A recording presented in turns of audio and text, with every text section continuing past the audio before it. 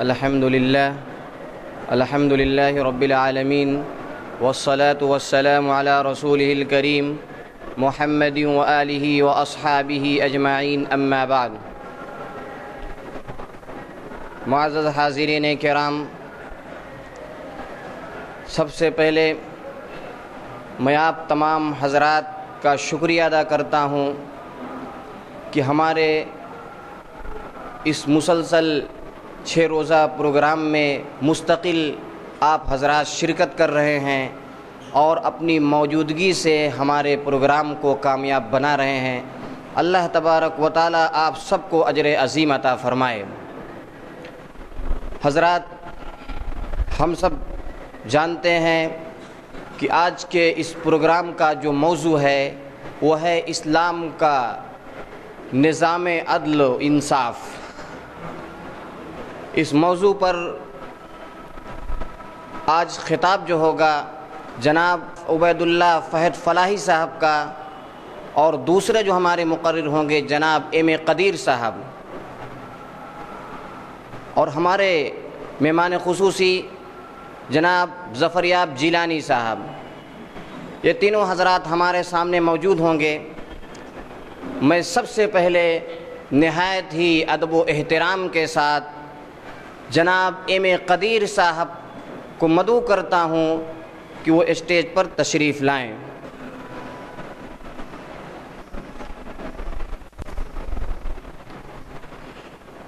اس کے بعد ہم آج کے دوسرے مقرر جناب عبید اللہ فہد فلاحی صاحب سے درخواست کرتا ہوں وہ بھی اسٹیج پر تشریف لائیں۔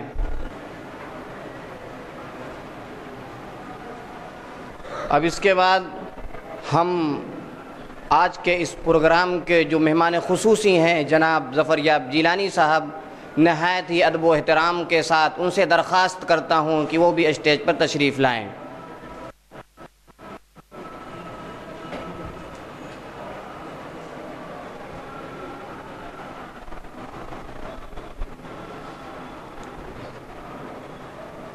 ہم اپنے مہمانوں کا بھی شکریہ ادا کرتے ہیں کہ ہماری دعوت پر لبیک کہا اور ہمارے درمیان تشریف لائے، اور آپ سب کے بھی ہم شکر گزار ہیں۔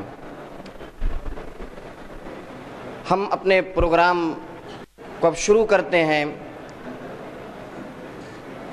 میں پروگرام کی ابتدا قرآن کریم کی تلاوت سے کرنے کے لیے قوا اسلامک اسکول کے مدرس جناب قاری محفوظ الحق صاحب کو دعوت دیتا ہوں کہ وہ تشریف لائیں اور تلاوت کلام اللہ کے ذریعے سے اس جلسے کا آغاز کریں۔ قاری محفوظ الحق صاحب۔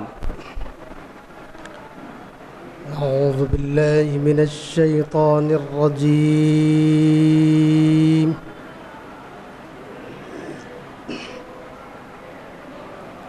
بسم اللہ الرحمن الرحیم۔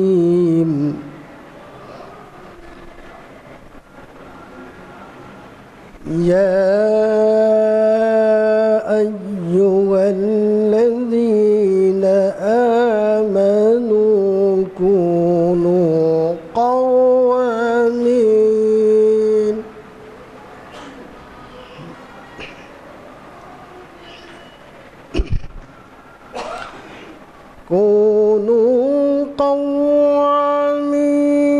بالقسط شهداء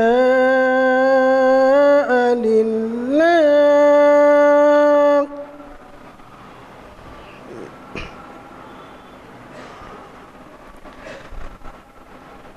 كونوا قوامين بالقسط شهداء لله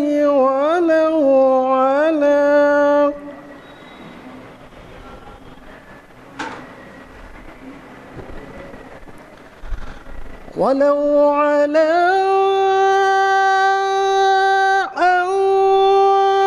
أنفسكم أو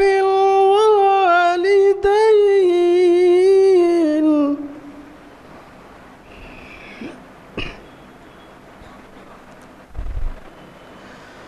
إن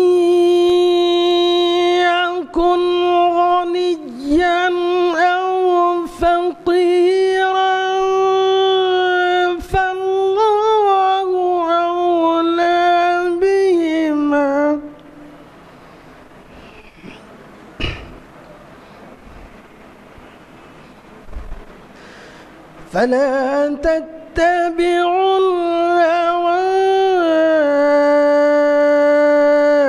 أن تعدلوا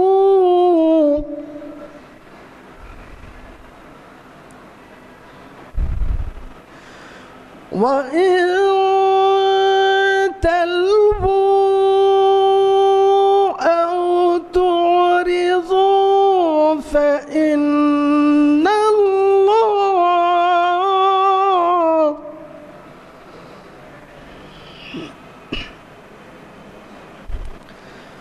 فإن الله كان بما تعملون خبيرا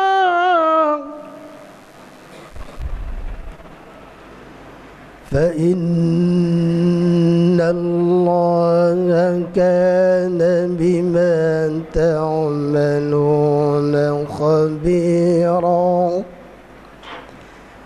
آمنت بالله صدق الله مولانا العظيم السلام عليكم ورحمة الله.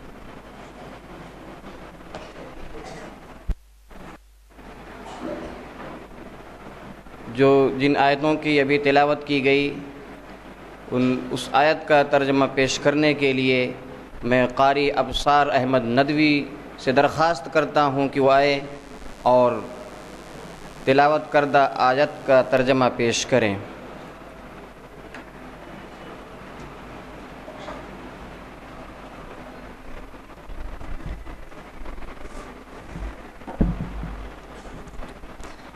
السلام علیکم ورحمۃ اللہ وبرکاتہ. بسم اللہ الرحمن الرحیم. آپ حضرات کے سامنے ترجمہ پیش خدمت ہیں. اے ایمان والو، عدل و انصاف پر مضبوطی سے جم جانے والے اور اللہ کی رضا کے لیے سچی گواہی دینے والے بن جاؤ. خواہ وہ خود اپنے خلاف ہو یا اپنے ماں باپ یا رشتہ داروں کے خلاف ہو. وہ شخص اگر امیر ہو اور فقیر ہو تو دونوں کے ساتھ اللہ کو زیادہ تعلق ہے. اس لیے تم خواہش نفس کی پیچھے پڑھ کر انصاف نہ چھوڑ دینا. اگر تم نے کج بیانی یا پہلو تہی کی تو جان لو جو کچھ تم کرو گے اللہ تعالیٰ اس سے پوری طرح باخبر ہے. وما توفیق الا باللہ.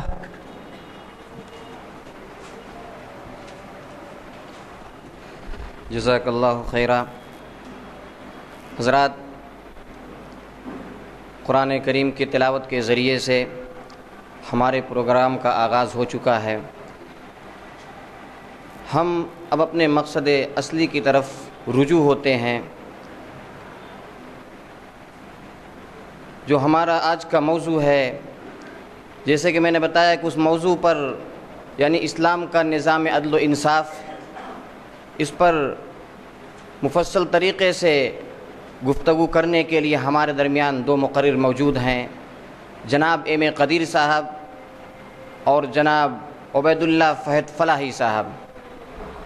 سب سے پہلے میں آپ کے سامنے شہر الہ آباد سے تعلق رکھنے والے میں ایم قدیر صاحب کو آپ کے سامنے لانا چاہتا ہوں. اہل الہ آباد کے لیے آپ کی شخصیت محتاج تعارف نہیں، کوئی ضرورت نہیں، آپ سب اچھی طریقے سے واقفیت رکھتے ہیں ان کے بارے میں.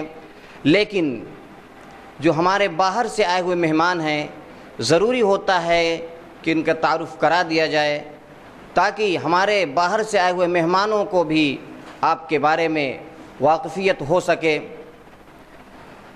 جناب ایم قدیر صاحب، آپ ہائی کورٹ کے الہ آباد ہائی کورٹ کے سینئر ایڈوکیٹ ہیں اور مسلم پرسنل لا بورڈ کے ممبر ہیں. دینی و ملی سرگرمیوں میں بڑھ چڑھ کر آپ حصہ لیا کرتے ہیں، اور اللہ تبارک و تعالیٰ نے ایک ملکہ اور آپ کو عطا فرمایا ہے کہ آپ اپنی باتوں کو اشعار کے ذریعے سے لوگوں تک پہنچانے کا ہنر رکھتے ہیں، یعنی اعلیٰ معیار کے آپ شاعر بھی ہیں۔ نہایت ہی ادب و احترام کے ساتھ میں جناب ایم اے قدیر صاحب سے درخواست کرتا ہوں کہ وہ مائک پر تشریف لائیں اور ہمارا جو آج کا موضوع ہے اس پر گفتگو فرمائیں۔ السلام علیکم، نحمدہ و نصلی علی رسول الکریم۔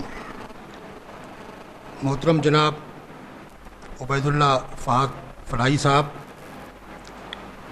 محترم ظفر یاب جیلانی صاحب، خواتین و حضرات، میں منتظمین کا شکر گزار ہوں کہ جنہوں نے کئی روز سے مسلسل اتنی اچھی مجلسیں منعقد کی ہیں جس سے ہماری معلومات میں اضافہ ہوا ہے اور دینی اور ملی شعور بیدار ہوا ہے۔ انہوں نے مجھ حقیر کو بھی اس موضوع پر اظہار خیال کا موقع دیا، میں ان کا شکر گزار ہوں۔ مگر موضوع اتنا وسیع تر ہے، ان کو کوئی ایک حصہ اس موضوع کا دینا چاہیے تھا، اور 3 مقرر ہیں۔ ظاہر بات ہے کہ 2 مقرر بہت اہم ہیں جو باہر تشریف لا رہے ہیں، تو مجھے یہ بھی رعایت ہوگی کہ میں ان کے لیے وقت زیادہ دوں، کیونکہ میں تو مقامی ہوں، آپ سے میری گفتگو ہوتی رہتی ہے۔ مگر ایک موضوع کا میں خاکہ ضرور پیش کرنا چاہوں گا جس پر یہ لوگ رنگ بھریں گے۔ دیکھیے، عدل اور انصاف کے لیے ضروری ہے کہ کوئی قانون ہو، اور جس قانون کے ذریعے عدل و انصاف کا نفاذ کیا جاتا ہے،